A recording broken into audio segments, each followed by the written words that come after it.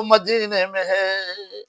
यूं जीने को तो जी रहे हैं मगर, यूं जीने को तो जी रहे हैं मगर जा मदीने में है, दिल मदीने में है। जा मदीने में है, दिल मदीने में है। और जिसकी जान को तमन्ना है दिल को तलब, सुभान अल्लाह, जिसकी जान को तमन्ना है दिल को तलब, वो सकून बख्श महफिल मदीने में है। वो सकून बख्श महफिल मदीने में है। और जिसकी जान को तमन्ना है दिल को तलब, वो सकून बख्श महफिल मदीने में है। सुभान अल्लाह, सुभान अल्लाह। और मेरे इस्लामी भाइयों, इस्लामी बहनों, हम इतने बड़े खुश नसीब हैं कि जितना अल्लाह का हम शुक्र अदा करें उतने कम है। हम ऐसे प्यारे प्यारे नबी के उम्मती हैं कि हर उम्मती की कब्र में हमारी रहनुमाई के लिए हमारे नबी पाक हमारे कब्र में भी तशरीफ लाएंगे। और सोचो तो सही कि कैसा प्यारा वो मंजर होगा और कैसी प्यारी वो घड़ी होगी जिस वक्त हमारे नबी पाक हमारी रहनुमाई के लिए हमारे कब्र में तशरीफ लाएंगे। और किसी आशिक के रसूल ने उनकी शान में क्या ही खूब कहा है, सुभान अल्लाह, सुभान अल्लाह।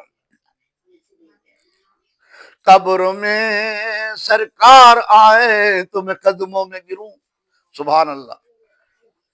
कब्र में सरकार आए तो मैं कदमों में गिरूं, फरिश्ते घर उठाए तो मैं उनसे यूं कहूं, फरिश्ते घर उठाए तो मैं उनसे यूं कहूं कि मैं पाए नाज से अब ए फरिश्तों क्यों उठूं, कि मैं पाए नाज से अब ए फरिश्तों क्यों उठूं, मर के पहुंचा हूं यहाँ इस दिलरुबा के वास्ते, मर के पहुंचा हूं यहाँ इस दिलरुबा के वास्ते। इंशाअल्लाह ताला हमने सरकार गौ से पाक रज़ी अल्लाह ताला अन्हु की शान में बयान करूंगा। मेरा बयान करना और आप सबका सुनना अल्लाह पाक अपनी बारगाह में कबूल फरमाए, आमीन सुम्मा आमीन। नहमदुहु व नुसल्ली अला रसूलिहिल करीम, अम्मा बाद, फ़ाऊज़ु बिल्लाहि मिनश शैतानिर रजीम, बिस्मिल्लाहिर रहमानिर रहीम। अला इन्ना औलिया अल्लाहि ला खौफुन अलैहिम व ला हुम यहज़नून, सदक़ल्लाहुल अज़ीम। अस्सलातु वस्सलामु अलैका या रसूल अल्लाह व अला आलिका व अस्हाबिका या हबीब अल्लाह। अस्सलातु वस्सलामु अलैका या नबी अल्लाह व अला आलिका व अस्हाबिका या नूर अल्लाह। मेरे इस्लामी भाई और मेरी इस्लामी बहनों, सरकार गौसे पाक रज़ी अल्लाह ताला अन्हु के वालिद मोहतरम का नाम हजरत अबू साले मूसा जंगी रहमतुल्लाह ताला अलैह गौसे पाक के वालिद का नाम है।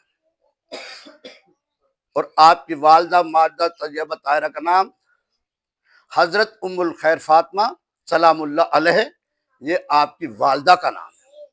और हजरत अब्दुल्ला सोमी आपके नाने का नाम है। तो इन तीन बंदों का जिक्र करेंगे इंशाल्लाह। तो एक रोज क्या हुआ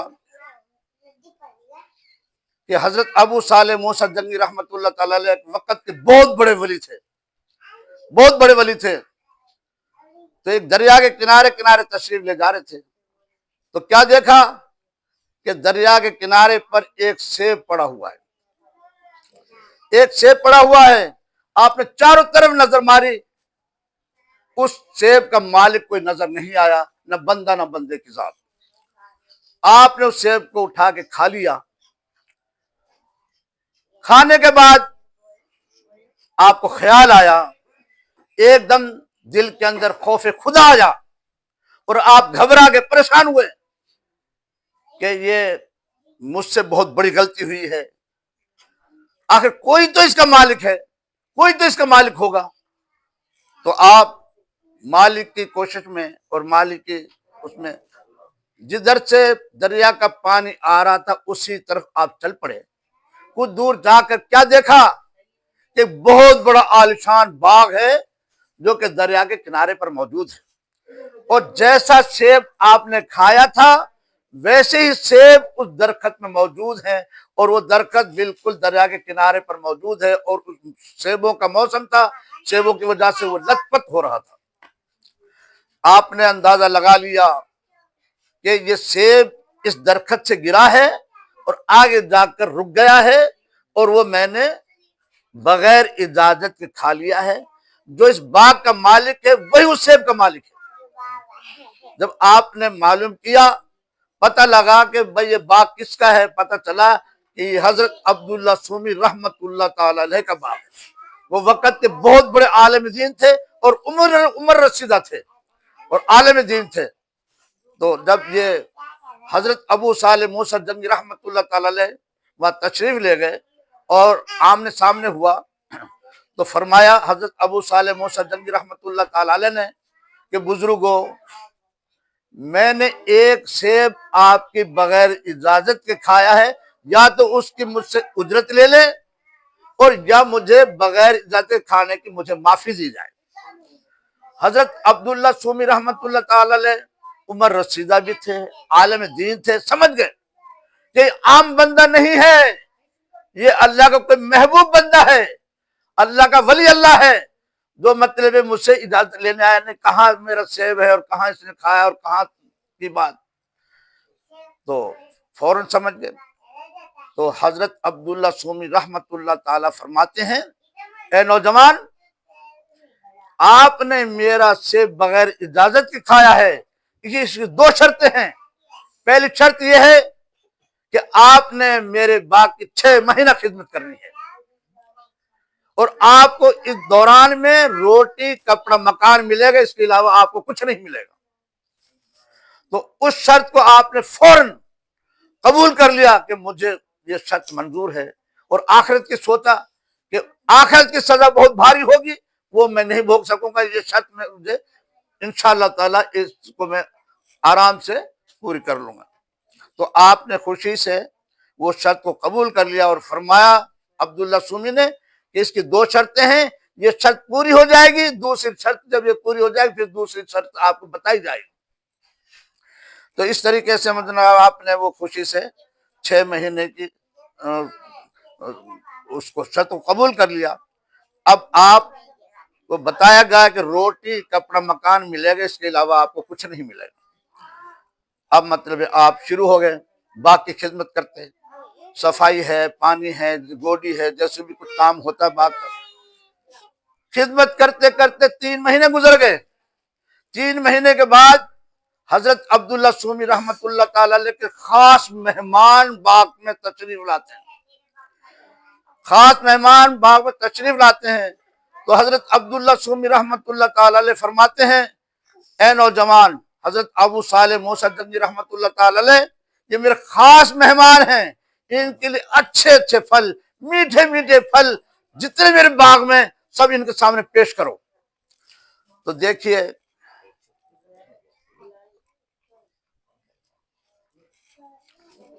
हजरत अबू सालिम मूसा जंगी रहमतुल्लाह फरमाते हैं कि ए मोहतरम बुजुर्गवार, आज आपकी बाग में खिदमत करते हो मुझे 3 महीने गुजर गए। 3 महीने गुजर गए और आपने इब्तिदा में बताया था कि आपको रोटी कपड़ा मकान मिलेगा, इसके अलावा और कुछ नहीं मिलेगा। तो आप बोल रहे हैं कि भाई मैं अच्छे अच्छे मीठे मीठे जितने भी मेरे फल हैं मैं बाग में लाकर इनके सामने पेश करूं। तो मैं एक से बगैर इजाजत के खाया, उसकी मैं 6 महीने सजा भोग रहा हूं। ऐसे कैसे हो सकता है कि आप बगैर इजाजत के और भी मैं कोई फल खाऊं? फल खाना तो दरकिनार है, मैंने किसी फल का खाने का इरादा तक नहीं किया। देखियो, यह है ईमानदारी और बुजुर्गानी, और कितनी बड़ी ईमान को रोकने की बात है कि बाग में रहकर रात दिन और फिर किसी फल को खाना तो दरकिनार है, इरादा तक नहीं किया। कितनी ईमान की महफूजियत है? तो हजरत अब्दुल्ला सूमी रहमतुल्लाह ताला अलैह इस बात को सुनकर बड़ी दिल के अंदर अल्लाह का शुक्र अदा करे, या अल्लाह तेरा शुक्र है, ऐसा तो ईमानदार परहेजगार मुत्तकी दुनिया में ढूंढे से नहीं मिलेगा, जो बाग में रहकर 3 महीने गुजर गए और किसी फल को खाना तो दरकिनार इरादा तक नहीं किया। कितनी महफूजियत है ईमान की, यह है ईमानदारी की बात। तो बहुत अल्लाह का शुक्र अदा किया। फिर 3 महीने गुजर गए बाग की खिदमत करते हुए। जब पूरे 6 महीने गुजर गए, हजरत अबू सालिम मूसा जंगी रहमतुल्लाह ताला अलैह फरमाते हैं, ए मोहतरम बुजुर्गवार, आज पूरी एक शर्त आपकी हो चुकी है, अब दूसरी शर्त बताइए कि दूसरी शर्त आपकी क्या है। सुभान अल्लाह, सुभान अल्लाह। तो हजरत अब्दुल्ला सूमी रहमतुल्लाह ताला अलैह फरमाते हैं कि मेरी एक बेटी है जो कि आंखों से अंधी है, कानों से बहरी है, हाथों से लुंजी है, पांव से लंगड़ी है, आपके निकाह में दी जाएगी, आपको कबूल करना होगी। अब मेरी इस्लामी बहनों, मेरे इस्लामी भाइयों, सोचो कि जिसमें चार खामियां जिस बच्ची में हो तो उसमें रह क्या गया। पर क्या हमारे में और उनमें जमीन आसमान का फर्क था। उसने ये बातें सुनी, ये शर्तें बताई हजरत अब्दुल्ला सूमी रहमतुल्लाह ताला ने, उस शर्त को भी फौरन आपने कबूल कर लिया, मुझे ये शर्त भी कबूल है। जब आपने शर्त को कबूल कर लिया, जो शरीयत के मुताबिक आपकी शादी रचाई गई, और जब शादी आपकी हो चुकी तो हजरत अब्दुल्ला सूमी रहमतुल्लाह ताला ने इंसान की जरूरत जिंदगी की तमाम चीजें आपको अता की, यहां तक है कि जमीन भी आपको अता की गई। शरीयत के मुताबिक आपकी शादी रचाई गई, शादी हो गई। शादी होने के बाद जब आप अपनी पाक दामन बीवी के पास कमरे में तशरीफ ले जाते हैं तो क्या देखा कि वहां आंखें भी सही सलामत है, हाथ भी सही सलामत है, पांव भी सही सलामत है, तो आप फौरन घबरा कर वापस। तो ये हजरत अब्दुल्ला सूमी रहमतुल्लाह को पता था कि ये नौजवान परेशान होगा, घबरा कर वापस आएगा। जैसे ही आप परेशान होके बाहर निकले तो हजरत अब्दुल्ला सूमी रहमतुल्लाह ताला अलैह ने उनको रोका, तसल्ली दी, ए मेरे बेटे क्यों परेशान हो। फिर हजरत अबू साले मूसा जंगी रहमतुल्लाह अलैह फरमाते हैं कि आपने अपनी बेटी में चार खामियां बताई हैं कि आंखों से अंधी है, कानों से बहरी है, हाथों से लुंजी है, पांव से लंगड़ी है, बस जो इस कमरे में बच्ची बैठी हुई है वो उसकी सब चीजें सही सलामत हैं, आपकी लड़की इस कमरे के अंदर नहीं। फिर हजरत अब्दुल्ला सूमी रहमतुल्लाह ताला ने फरमाया, ए मेरे बेटे, मैंने ये खामियां अपनी बेटी में इसलिए बताई हैं कि जब से मेरी बेटी मुझे अल्लाह ने दी है, आंखों से अंधी इसलिए बताई है कि जब से मेरी बेटी अल्लाह ने मुझे दी है, पैदा होने से आज तक इसने गैर महरम मर्द पर नजर नहीं पड़ी, गैर महरम मर्द पर इसकी नजर नहीं पड़ी, इसलिए मैंने आंखों से अंधी बताई। कानों से बहर इसलिए बताई है कि शरीयत के खिलाफ बात इसने अपने कानों से आज तक सुनी नहीं। हाथों से लुंजी इसलिए बताई है कि आज तक शरीयत के खिलाफ काम अपने हाथों से इसने किया ही नहीं। पांव से लंगड़ी इसलिए बताई है कि जब से मेरी बेटी मुझे अल्लाह ने दी है कि इसने घर से कदम बाहर निकाला ही नहीं, इसलिए मैंने ये खामियां बताई हैं। आपकी बीवी है और मेरी बेटी है।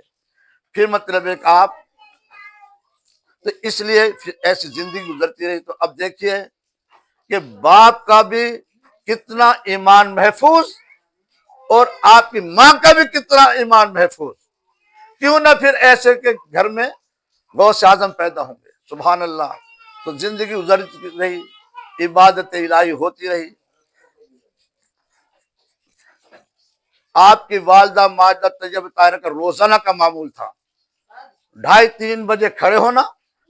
भाई देखो मेरी तरफ तवज्जो रखो बेटी, 2:30-3 बजे खड़े होना रात को।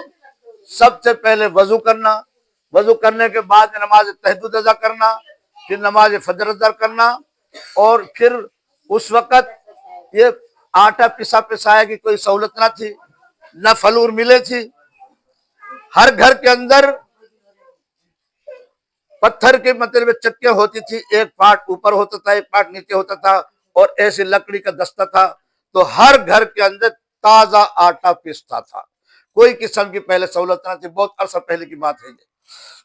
तो आपकी वालदा माजदा तैयब ताहिरा का रोजाना का मामूल था 2:30-3 बजे खड़े होना रात को। सबसे पहले वजू करना, वजू करने के बाद में नमाज तहज्जुद अदा करना, और नमाज तहज्जुद के बाद में फिर मतलब एक रोजाना ताजा आटा पीसना। तो ऊपर से मतलब गंदम डालते थे और फिर ऐसे चलाती थी, तो रोजाना ताजा आटा पीसता था। तो आपकी रोजाना का मामूल था कि आपकी वालिदा माजिदा तैयबा 18 सिपारों की हाफिज थी, 18 सिपारों की हाफिज थी। तो रोजाना मतलब जब आटा पीसती थी तो पहले सिपारे से लेकर 18 सिपारे रोजाना मतलब है कि ये शुरू से आखिर तक रोजाना तिलावत फरमाती थी। जब 18 तक पहुंच जाती फिर पहले से शुरू करती, पहले से फिर 18 तक पढ़ती, तिलावत फरमाती। तो ये रोजाना का मामूल था कि आटा भी पिस रहा है और कुरान पाक की तिलावत भी हो रही है। ये शान और अजमत है आपकी वालिदा माजिदा तैयबा ताहिरा का। फिर आपकी वालिदा माजिदा तैयबा ताहिरा दुनिया में तिलावत फरमाती थी, 18 सिपाहों की हाफिज थी और आपका लख्त जिगर नूर नजर पेट के अंदर सुनता भी था और इजाज भी करता था। ये शान और अजमत है सरकार को सिफात। इस तरीके से इबादत और मतलब जिंदगी गुजरती रही, इबादत इलाही होते रही। जैसे ही आप दुनिया में 1 महीने के वालिदा माजिदा तैयबा के पेट में तशरीफ लाए तो उस वक्त का जो वली कामिल था वो आपके घर पे आता है और आपको खुशखबरी सुनाता है कि आप बहुत खुश नसीब हो, आप बड़े खुश नसीब हो। अल्लाह के यहाँ जो आपके औलाद पाक आ रही है वो तमाम वलियों की सरदार होगी और तमाम वलियों के गर्दनों पर उनका कदम मुबारक होगा, आप बड़े खुश नसीब हैं। तो ऐसे 9 महीने तक वली आते रहे और आपको मुबारकबाद खुशखबरियां मिलते रही आपके वालिदैन को। इस तरीके से मतलब जिंदगी गुजरती ही रोजाना यही रोजाना मतलब गंदम तो पिसती, आटा पिसता तो तिलावत फरमाती और आपका लफ्ज़ जिगर शिकम के अंदर सुनता भी था और याद भी करता था। जब मतलब है कि जब 9 महीने पूरे हो गए, 9 महीने पूरे हो गए तो उस रात 4 करामातें बताऊंगा। 4 करामातें उस रात की हैं। जिस रात में आप इस दुनिया में तशरीफ लाए, सबसे पहली करामत यह है कि हमारे नबी पाक सल्लल्लाहु अलैहि वसल्लम काफिले की सूरत में ख्वाब के अंदर तशरीफ लाते। सबसे बड़ी करामत ख्वाब के अंदर तशरीफ लाते। कुछ अंबिया, कुछ फरिश्ते, कुछ वली अल्लाह और खुद हमारे नबी पाक ख्वाब के अंदर तशरीफ लाते हैं और आपके वालिदैन को खुशखबरी सुनाते हैं कि आपकी जो औलाद पाक आ रही है इनका नाम अब्दुल कादिर जीलानी रखना और ये तमाम वलियों के सरदार होंगे और तमाम वलियों के गर्दन पर इनका कदम मुबारक होगा और आपको मुबारकबाद है। सबसे बड़ी करामत तो ये जो ख्वाब के अंदर हमारे नबी पाक काफिले की सूरत में तशरीफ लाए।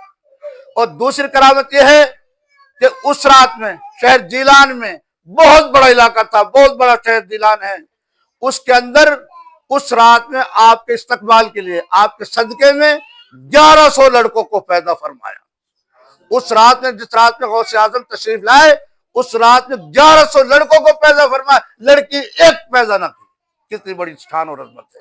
उस रात में 1100 लड़कों को पैदा फरमाया और आपके सदके में उन सबको वली बना दिया। मेरे रब ने सबको वली बना दिया, 1100 लड़कों को, और लड़की एक पैदा न की। कितनी बड़ी अजमत और शान है मेरे गौसे पाक की। कितनी करामतें हो गई। 2 तीसरी करामत यह है कि जिस रात में आप आए जो 18 सिपारे आपकी वालिदा माजिदा तैयबा ताहिरा को याद थे, आपके लख्त जिगर नूर नजर ने भी पूरे 18 सिपारे पूरे हिफ्ज़ याद थे। और चौथी करामत यह है कि वो रात चांद रात थी, माह रमजान का चांद नजर आया, पहले रोजे से लेकर 30 रोजे रखे आपने। और फिर उनकी शान में शायर ने भी खूब कहा, खूब मतलब ये शायर बताया, शायर है, गौसे आजम हर आन में छोड़ा माँ का दूध भी रमजान में। दुनिया में आते ही पूरे महीने के रोजे रखे आपने। ये सरकार गौसे पाक की शान और अजमत है। पहली करामत के काफिले की सूरत में हमारे नबी पाक खुद तशरीफ लाए और दूसरी करामत कि 1100 लड़कों को पैदा फरमाया, आपके सदके में सबको वली बना दिया। और तीसरी शान ये है कि पूरे रोजे पूरे महीने के रोजे आते दुनिया में रखे और चौथी करामत यह है कि जो वालदा मादा तैयबा याद को 18 सिपारे याद थे, पूरे 18 सिपारे पूरे हिफ्ज याद करके तशरीफ लाए। 4 करामतें उस रात की हैं। कितनी बड़ी अजमत और शान। फिर ये भी वलियों की शान है कि आपके हमारे एक महीने में बच्चे बढ़ते हैं। वलियों की शान है कि वो एक दिन में इतने बढ़ा करते हैं। सुभान अल्लाह।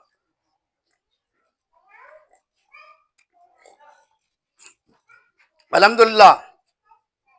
आपकी वालदा मादा तैयबा ताहरा फरमाती हैं कि मेरे लख्तर जिगर नूर नजर से कई बार मैंने बड़ी पूरी सुरीली आवाज में, बड़ी प्यारी आवाज में तिलावत करते सुना। सुभान अल्लाह, सुभान अल्लाह।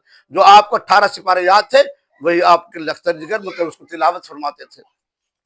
और फिर ये भी अजमत और शान है कि आपके हमारे जितने बच्चे एक महीने बढ़ते हैं, वो एक दिन में इतने बढ़ा करते हैं। वलियों की शान है। इस तरीके से जिंदगी गुजरते ही इबादत इलाही होती रही।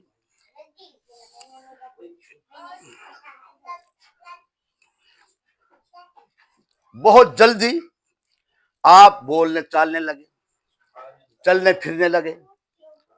बहुत जल्दी बोलने चालने लगे, चलने फिरने लगे। जब आप साफ सुथरे बोलने चालने लगे तो ये भी सरकार गौसे पाक की सुन्नत अदा हो गई कि जैसे कि आपके वालिद मोहतरम, हमारे नबी पाक के वालिद मोहतरम अपनी वालदा मादा तैयबा ताहरा के शिकम में थे और आपके वालिद का साय सर से उठ गया। तो यही बात, यही सुन्नत गौसे पाक की भी है।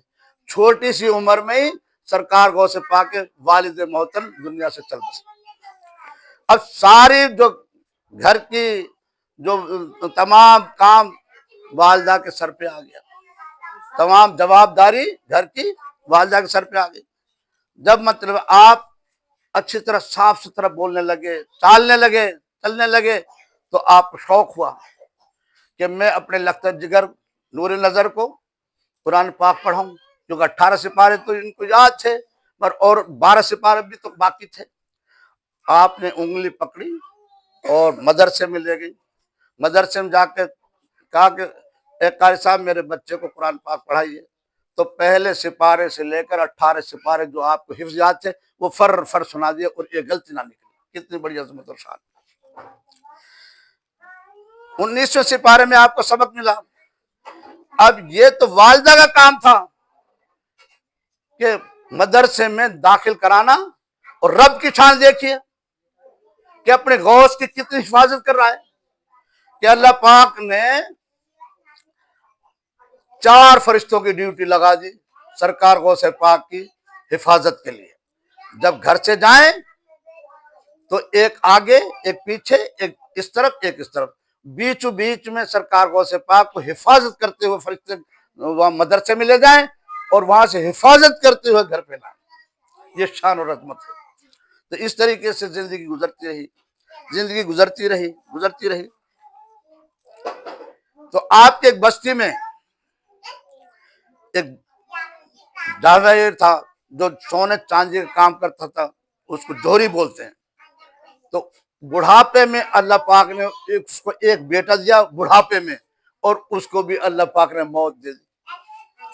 जब आप मदरसे से गए तो कुछ ना था, जब वापस मदरसे से आए पढ़कर तो क्या देखा कि जोहरी के घर के ऊपर रश लगा पड़ा है और हर आदमी रो पीट रहा है, बुरी तरह से चिंगाड़ चिंगाड़ के रो रहा है।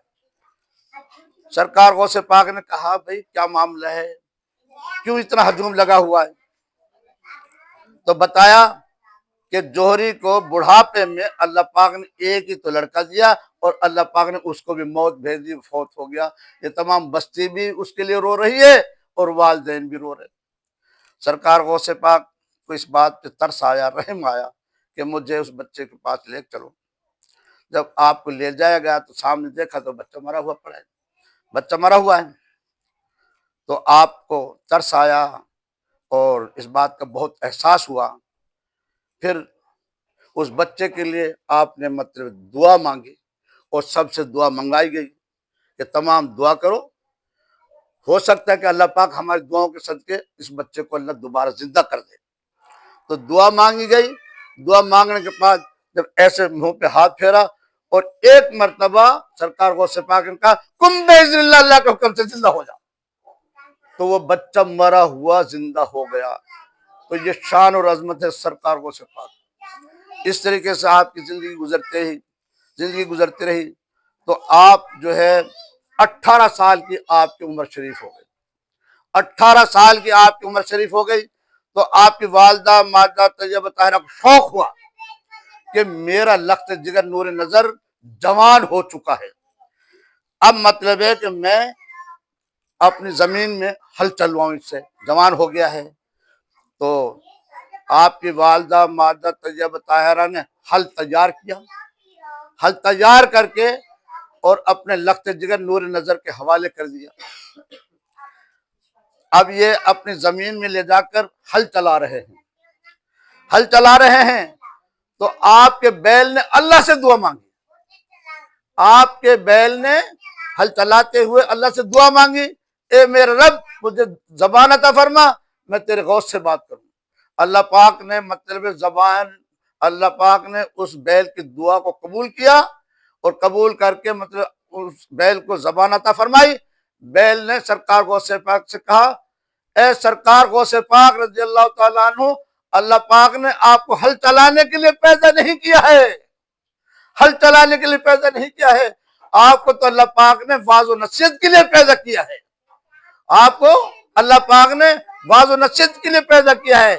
तो मतलब फौरन ये बातें जब बैल ने की तो आपने हल चलाने का इरादा मुलतवी कर दिया और हल को वापस अपने घर ले आए और वालदा से आकर कहा कि ए मेरी माँ, इस बैल ने मुझसे ये बातें की हैं।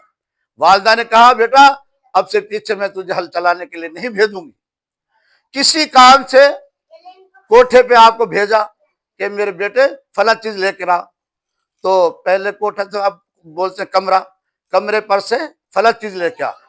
जब आप उस चीज को लेने के लिए गए तो क्या देखा कि हाजियों का काफिला हज करने के लिए आ रहा है और आपके घर के पास ही मतलब रास्ता था बहुत बड़ा और मेन रास्ता था, रात दिन मतलब रास्ता आता जाता, हर मुसाफिर वहां से आता जाता था। तो आपने जब वो हाजियों का काफिला देखा तो नीचे आकर कहा अपनी वालदा मादा तैयबा ताहिरा से, ए मेरी माँ, हाजियों का काफिला आ रहा है, अगर आप इजाजत दें तो बगदाद शरीफ में दीनी तालीम पाने के लिए चला जाऊं। वालदा को इस बात की बड़ी खुशी हुई कि ए मेरे लख्त जिगर नूर नजर, मैं खुश हूं। तो आपने खुश होकर घर के अंदर उस वक्त 80 दिनार मौजूद थे, तो 80 दिनार आपकी वालदा ने 40 दिनार सरकार गौसे पाक की गुदली में सी दिए और 40 दिनार अपने खर्चे के लिए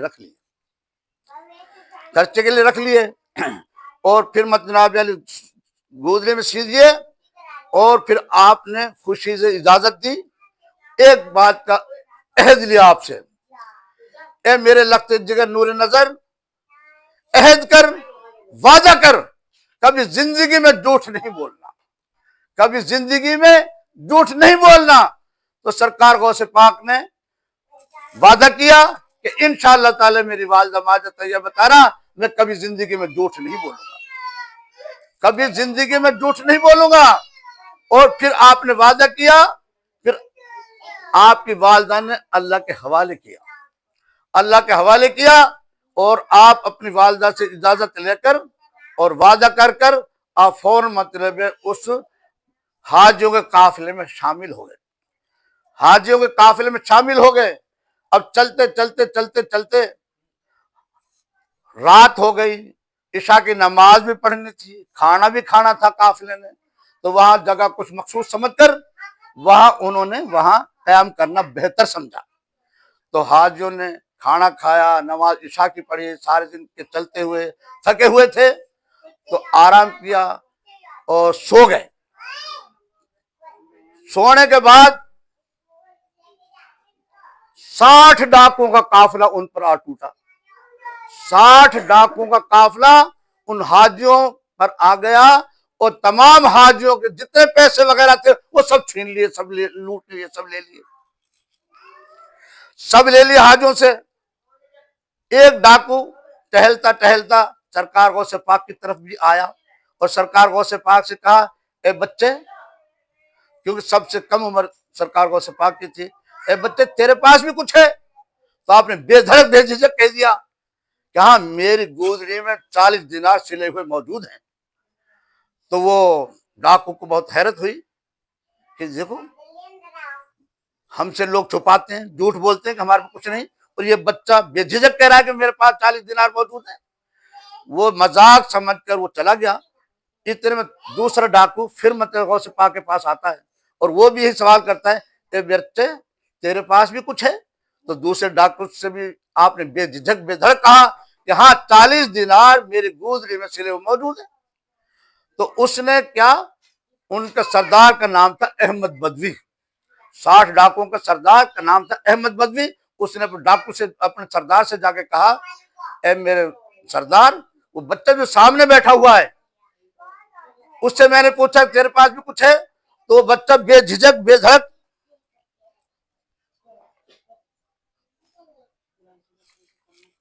ये कह रहा है कि मेरे पास 40 दिनार मेरे गोदरे में सिले हुए मौजूद है। तो इस बात को सुनकर अहमद बदवी जो उनका सरदार था उसको भी हैरान हुई, और वो भी मतलब है कि हैरान रह गया कि यार, हमसे लोग झूठ बोलते होते हुए पैसे भी, और मतलब ये बच्चा जो है बेधड़क कह रहा है कि मेरे पास 40 दिनार मौजूद है। वो उठकर खुद सरकार गौसे पाक के पास आया और अपनी जबान से कहा, ए बच्चे, ये वालेकुम अस्सलाम, कि तुझे सच बोलने पर किसने आमादा किया? तो सरकार गौसे पाक ने कहा कि मुझे चलते वक्त मेरी वालिदा ने मुझसे अहद किया, मुझे वादा लिया कि ए मेरे लखते जिगर नूर नजर, कभी जिंदगी में झूठ नहीं बोलना। तो मैं कैसे झूठ बोल सकता हूँ? इस बात को सुनकर अहमद बदवी जो उनका सरदार था 60 डाकुओं का, उस पर इतना असर पड़ा, इतना असर पड़ा। असल तो उस पर सरकार को सपा की नजर पड़ चुकी थी। जैसे कि शायर है, बड़ा प्यारा शेर है, निगाहे गौसों में ये तासीर देखी और बदलती हजारों की तकदीर देखी। असल बात ये थी कि गौसे पाक की नजर उस पर पड़ चुकी थी। इस नजर से उस पर इतना असर पड़ा, इतना असर पड़ा कि वो मतलब आपके हाथ के ऊपर तौबा ताइफ हो गया और ईमान की दौलत से मालो माल हो गया। और जितना उन हाजियों के पैसे उन्होंने लूटे थे, छीने थे, वो सब वापस कर दिए। तमाम हाजियों जितने जितने किसी के थे सब वापस कर दिए। और अहमद बदवी जो उनका सरदार था वो ईमान की दौलत से मालो माल हो गया। और जब उन 59 डाकुओं ने देखा कि हमारा जो सरदार है वो इस काम से तौबा ताइफ हो गया, उनके साथ साथ 59 आदमियों ने भी कलमा शरीफ पढ़ लिया। तमाम जितने सब थे सब ने ईमान की दौलत से मालो माल हो गया और तमाम सच्चे और पक्के मुसलमान हो गए। और उस डाका जनी से सबने तौबा की और मतलब सब ईमान की दौलत से मालो माल हो गए। ये बचपन का आपका मतलब ये करामत है। सुभान अल्लाह, सुभान अल्लाह। तो ये अजमत और शान है। इस तरीके से मतलब फिर आगे चले। आगे चलने के बाद में फिर आपने बगदाद शरीफ में जाकर आपने दाखिला लिया। और दाखिला लिया, आप दाखिल हो गए, दीनी तालीम भी पा रहे हैं आप, और उसके साथ साथ वाज़ो नसीहत भी फरमा रहे हैं। और फिर उसके साथ साथ पीरी मुरीदी का भी सिलसिला शुरू कर दिया। पीरी मुरीदी का भी सिलसिला शुरू कर दिया। ऐसे जिंदगी गुजरती रही, इबादत इलाही होती रही। एक दिन क्या हुआ कि अब पहले 2-3 बंदे बैठते थे आपके इज्तिमा में, आस्ते आस्ते आस्ते आस्ते इतना बड़ा इज्तिमा होने लगा कि जहां तक आपकी नजर काम करती थी वहां तक बंदा ही बंदा होता था। अल्लाह अकबर, अल्लाह सुभान अल्लाह, सुभान अल्लाह। इस तरीके से आपकी जिंदगी गुजरती रही। तो आप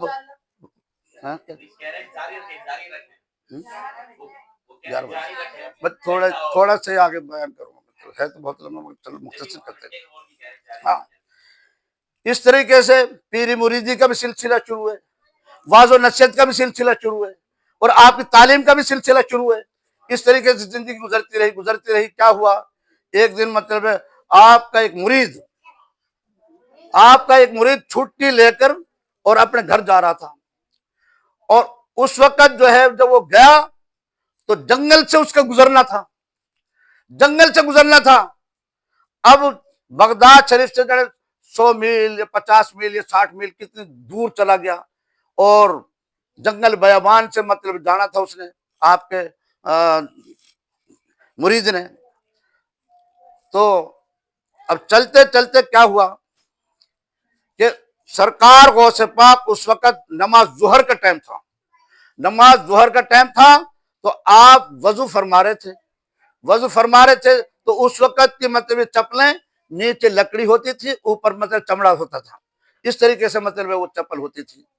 तो वो चलते चलते क्या हुआ कि वो ऐसी जगह में पहुंच गया आपका मुरीद, जो वहां मतलब वो जंगल को देखकर, और वहां 2 डाकुओं ने वहां अपना बसेरा डाला हुआ था, एक रास्ते की इस तरफ और एक रास्ते की इस तरफ। तो ऐसे जैसे ही मुरीद उनके सामने आया, और वो दोनों के दोनों, एक इधर से भागा एक उधर से भागा उसको लूटने खसोटने के लिए। जैसे वो दोनों मतलब डाकू भागे उस मुरीद को लूटने के लिए, तो उस मुरीद ने बेसाख्ता कहा, या गौस अल मदद, या गौस अल मदद, या गौस अल मदद, या गौस अल मदद।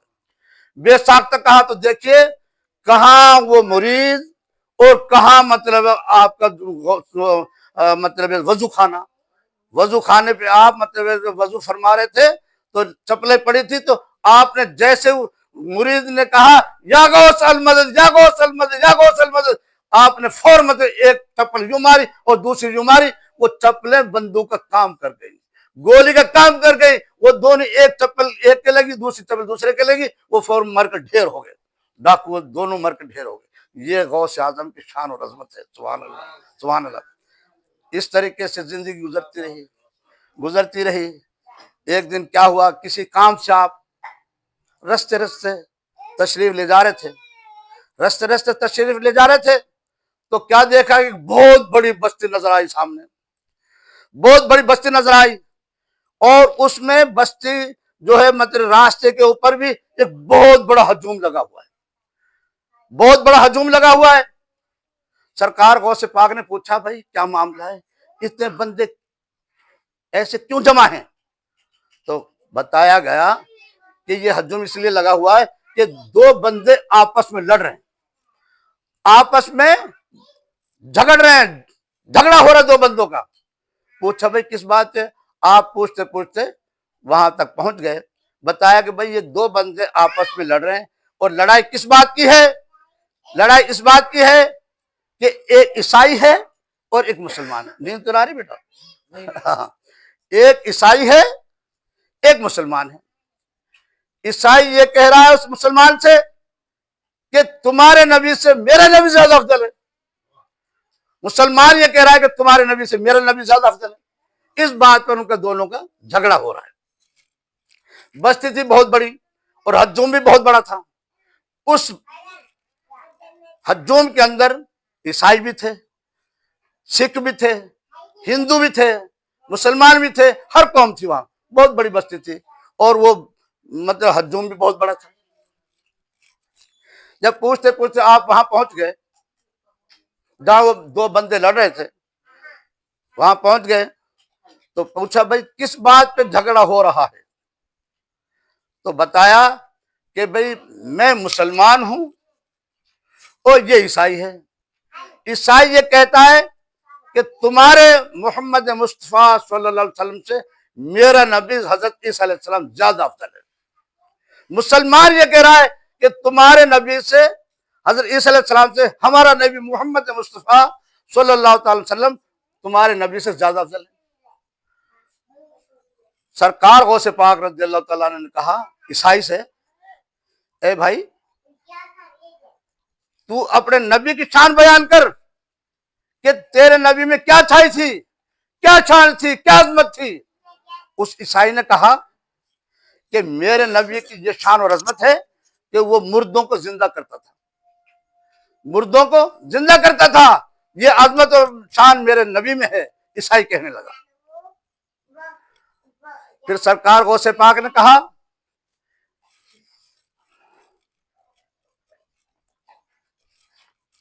सरकार गौसे पाक ने कहा उस ईसाई से कि भाई मैं नबी तो नहीं हूं, मैं अपना नबी का अदना सा गुलाम हूं, मैं अपना नबी का अदना सा गुलाम हूं। अगर मैं मुर्दे को जिंदा कर दूं तो तू क्या ईसाइयत को छोड़कर मुसलमान हो जाएगा? उसने कहा बिल्कुल मुसलमान हो जाऊंगा, मैं ईसाई को छोड़कर बिल्कुल मुसलमान हो जाऊंगा, आपने अगर मुर्दे को जिंदा कर दिया तो। ठीक है, वादा? हाँ वादा। अब उसको छुट्टी दे दी सरकार गौसे पाक ने उस ईसाई को। बता भाई किसको जिंदा कराना चाहता है? अब तेरी छुट्टी है, तू जिसको जिंदा कराना चाहता है, जिस मुर्दे को जिंदा कराना चाहता है तू बता। तो वो ईसाई उसी बस्ती का था और उसको मालूम था। वो ऐसे पुराने से पुराने कब्रिस्तान में ले गया और पुरानी से पुरानी कब्र पे जाके खड़ा कर दिया, पुरानी से पुरानी कब्र पे जाके खड़ा कर दिया कि मैं इस कब्र वाले को जिंदा देखना चाहता हूं। तो अल्लाह पाक ने आपको मतलब एक इतना इल्म, अल्लाह के अता करदा ताकत और इतना मतलब आपको दिया कि आपने खड़े होकर उस कब्र वाले को देख लिया कि ये दुनिया में क्या काम करता था। तो वो कब्र जो है, जो कब्र में था, वो दुनिया में मीरासी था। तो आपको अल्लाह पाक ने इतना इल्म अता फरमाया और अल्लाह पाक ने आपको इतनी नजरसानी फरमाई कि आपने मतलब जनाब जली उसकी देख लिया कि भाई दुनिया में मीरासी था और मीरासी काम करता था। फिर मतलब दुआ मांगी, दुआ मांग कर मतलब फिर एक दफा कहा भाई कुम बेइज़्निल्लाह, कब्र फटी और वो बंदा सबके सामने खड़ा हो गया, सबके सामने खड़ा हो गया। पूछा भाई दुनिया में तू क्या काम करता था? कि भाई मैं कौम का मीरासी था, मैं हारमोनियम बजाता था। सबके सामने तमाम जितने भी उस मजमा में जितने भी काफिर थे, ईसाई थे, हिंदू थे, सिख थे, जितने भी गैर मजहब थे, सबने कलमा पढ़ लिया, ला इलाहा इल्लल्लाह मुहम्मद रसूलुल्लाह सल्लल्लाहु अलैहि वसल्लम। ये शान और अजमत है सरकार को सिफात। और फिर मतलब अली फिर उससे पूछा कि भाई कब से मतलब इस कब्र के अंदर दफन है? तो उसने कहा कि मैं हजरत दानियाल अलैहिस्सलाम का उम्मती हूँ, हजरत दानियाल अलैहिस्सलाम का उम्मती हूँ और उन्हीं के वक्त में मुझे मौत आई और उसी वक्त से मैं इस कब्र में मदफून हूँ। कितनी बड़ी शान और अजमत है सरकार को सिफात। तो इसी तरीके से जिंदगी गुजरती रही, इस तरीके से गुजरती रही। अल्लाह की शान, एक दिन बस आपका दिल किया, आप अपने मतलब के आस्थाने से बाहर निकले और बाहर निकलकर एक खादिम को, एक मुरीद को